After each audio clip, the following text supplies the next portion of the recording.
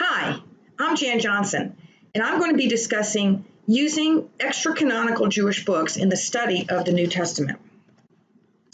For hundreds of years before the life of Jesus, Jewish writers were producing religious-related literature that did not become included in the canon, but are nevertheless highly significant and influential. These many writings illuminate the culture and political environment in which Jesus and the early church ministered. And as Daniel Harrington observes, these books, quote, provide a theological bridge between the testaments, unquote. These books come from around the 4th century BCE through the 1st century CE. And they come from a variety of locations, both in the land of Israel and throughout the diaspora. For students of the New Testament, study of this literature can illuminate and deepen the understanding of the biblical text. Richard Bauckham, from our text Hearing the New Testament, notes that, quote, even a small degree of first-hand acquaintance with the Jewish text will make a considerable difference to students' appreciation, unquote, of the references and parallels within the New Testament writings.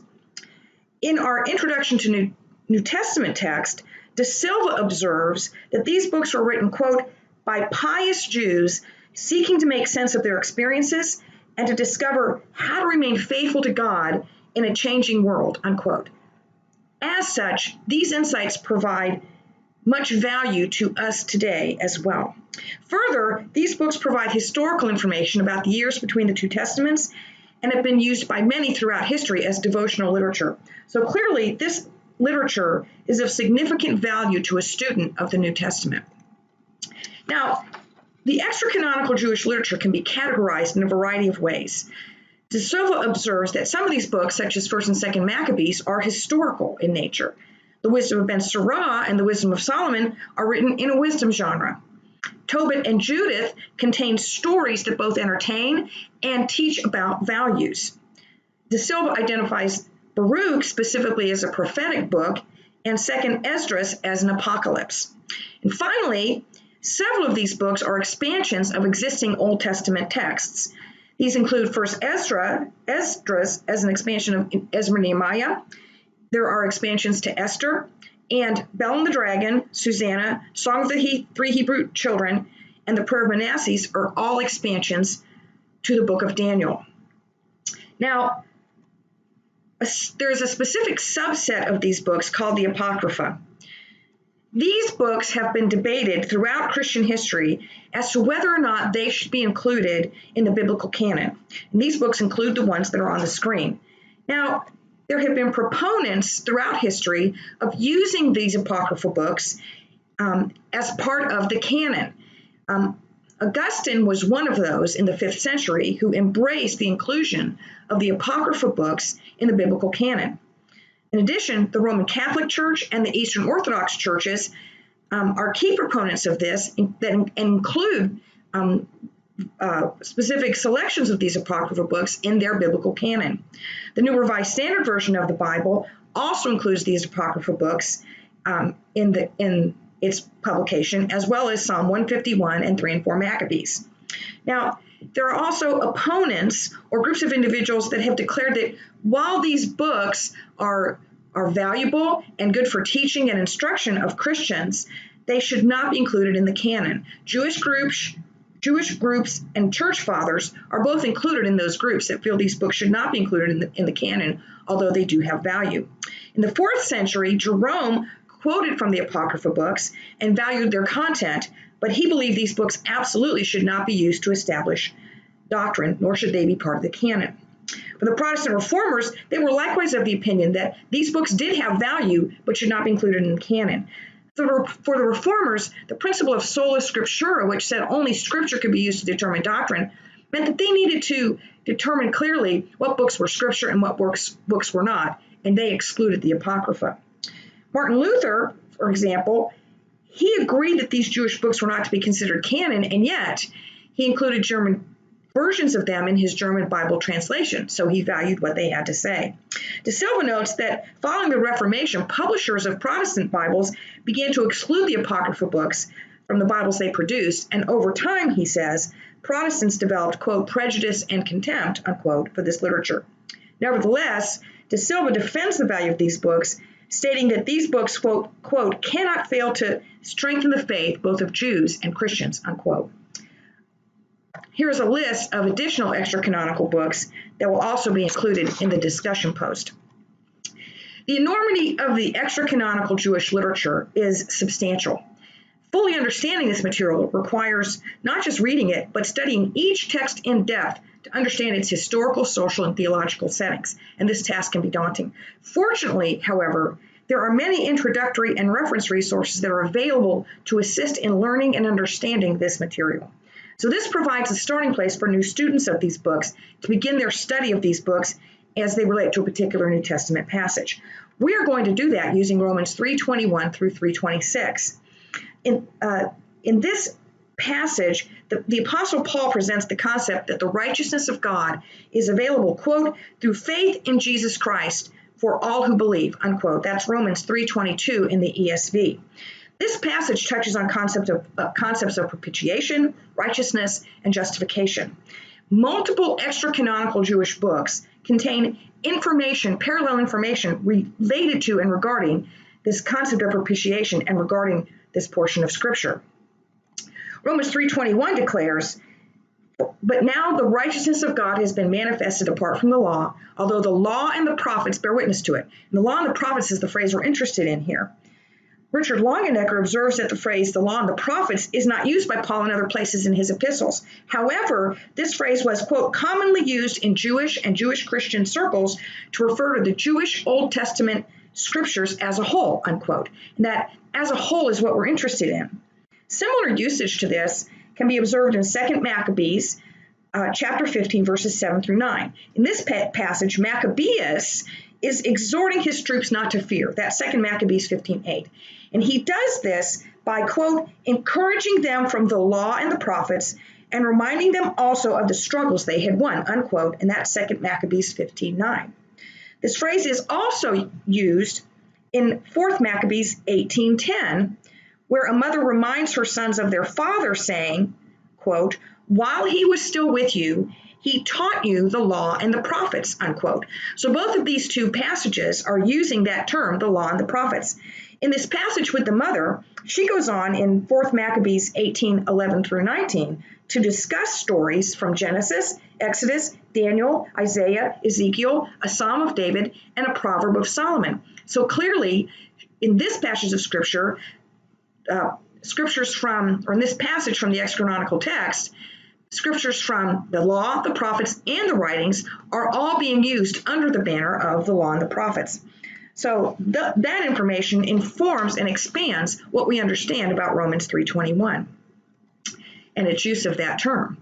Romans 3:23 declares, for all have sinned and fall short of the glory of God.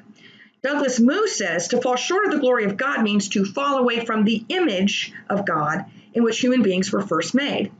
Moo notes that a similar usage can be seen in the Apocalypse of Moses, chapter 21, verse 6, where Adam, speaking to Eve after eating the forbidden fruit, declares, quote, O wicked woman, what have I done to you that you have deprived me of the glory of God, unquote. So sin has deprived Adam and Eve of the glory of God. Thomas Schreiner also notes that 3 Baruch 4:16 through 17 similarly declares that Adam was, quote, stripped of the glory of God. This passage reads, know therefore, O Baruch, that as Adam through this very tree obtained condemnation, so he sinned, and was divested of the glory of God, he lost that glory of God. So also the men who now drink insatiably the wine which is begotten of it transgress worse than Adam and are far from the glory of God. So in both of these two halves of this passage, sin is related to losing the glory of God. So these extra-canonical passages thus illuminate and add depth to the Romans 3:23 phrase, the glory of God. In Romans 3:25, the apostle discusses the redemptive work of Christ, exclaiming, quote, whom God put forward as a propitiation by his blood to be received by faith. This was to show God's righteousness, because in his divine forbearance he had passed over former sins. Now, Benjamin Ribbons notes that in 2nd and 4th Maccabees, these two books use martyr narratives to express what propitiation means, or that's what it's doing. 4th Maccabees 17:21 through 22 says that the tyrant, which refers to Antiochus Epiphanes, was punished and the homeland purified because they, that is the martyrs, have become, as it were, a ransom for the sin of our nation. And through the blood of those devout ones and their death as an atoning sacrifice, divine providence preserved Israel that had previously been mistreated, unquote. Now, Schreiner says that this 4th Maccabean passage, quote, is a particularly illuminating parallel, unquote, to Romans 3:25. In this passage, the death of martyrs killed by Antiochus Epiphanes have become an atoning sacrifice. Schreiner says that through the blood of these that are called the devout ones, or these martyrs, in this passage, as their deaths as an atoning sacrifice, or through their deaths as atoning sacrifice, God delivered Israel. Jarvis Williams likewise says that the same theme is present in 2nd Maccabees chapters 1 through 7, that both 2nd and 4th Maccabees, he states, quote, support that this salvation came by means of the martyrs' violent death for sin, unquote. So these martyr passages in 2nd and 4th Maccabees therefore illuminate the concept of propitiation as presented in Romans 3:25. So in these few verses in Romans, scholars have found multiple parallels from 2nd and 4th Maccabees, Baruch, and the Apocalypse of Moses. Further study of these texts regarding these themes would be the next step in the process. Now, regarding the effectiveness of this method, Bauckham notes that the study of these books adds depth to the New Testament study, which is the effectiveness of it, why we would want to do it. The religious nature of much of this material provides insight to the religious dimension of the, quote, he says, political, social, economic, and cultural life, unquote, of the ancient Jewish culture, which is important. This in turn illuminates the New Testament text and our understanding of it. These books, these extra-canonical books, provide both parallels to New Testament passages, but also provide in-depth information about New Testament topics, such as Herod, the Pharisees, marriage, and cultural values. So all of that is very important. However, Bauckham also notes that the study of these books can be difficult. There are many books which must be studied and researched to acquire a working knowledge of this material, and discerning correct dating, authorship, audience, and meaning can take much time. However, as previously noted, many resources regarding these books are now available to assist in gaining understanding of them and providing a starting place for learning. Bauckham also warns against the danger of parallelomania, in which a student only knows these books through isolated passages rather than understanding an entire book. So although that would be a negative, there's a starting place, and we want to build from that to understand full books. An additional issue De Silva adds from his introduction to the Apocalypse is that even with thorough knowledge of these texts, it is, quote, impossible to prove that a New Testament author is drawing directly from an apocryphal book itself, unquote. Nevertheless, Bauckham adds, New Testament students should not be deferred from reading Jewish texts of the period with the excellent introductory literature that is now available. So I have two concluding observations. First, Bauckham observes that, quote, it would be a mistake to wait until one has mastered the broad picture, whether of early Judaism or of early Christianity's relationship to Judaism, before studying the detailed ways in which the Jewish text can eliminate specific New Testament texts, unquote. So in spite of the seeming enormity of the task, I recommend getting started with this learning through a particular Jewish book or a study of a subject related to a specific New Testament passage of interest, and then growing that extra-canonical Jewish knowledge over time. So it's a worthwhile pursuit to get started with these books.